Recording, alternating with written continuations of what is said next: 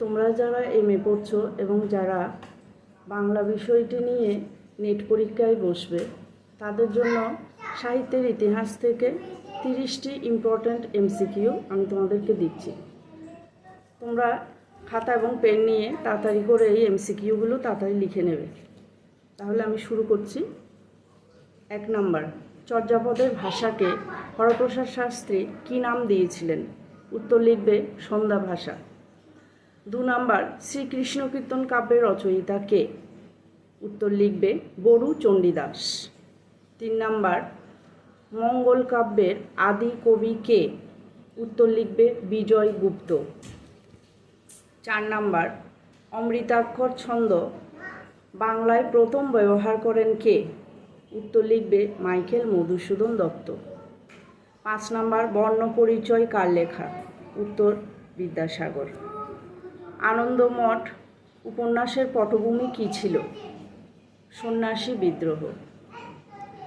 রবীন্দ্রনাথের প্রথম উপন্যাস কি?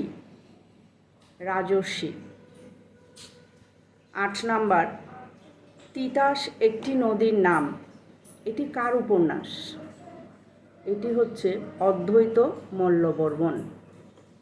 উত্তরটা ভালোভাবে লিখবে, অদ্বৈত মল্লবর্মণ। 9 নাম্বার কোয়েশ্চেনটা, কপালকুণ্ডলা কোন ধরনের উপন্যাস?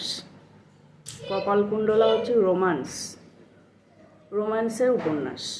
10 নাম্বার, জীবনানন্দ দাশ কোন কাব্যের জন্য বিখ্যাত? রূপসী বাংলা এবং বনলতা সেন।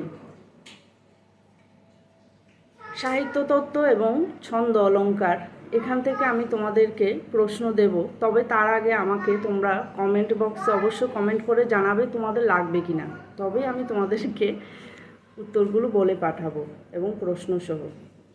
তাহলে যদি ভালো লাগে একটি লাইক করো আর সাবস্ক্রাইব করবে। আজকে এই পর্যন্ত।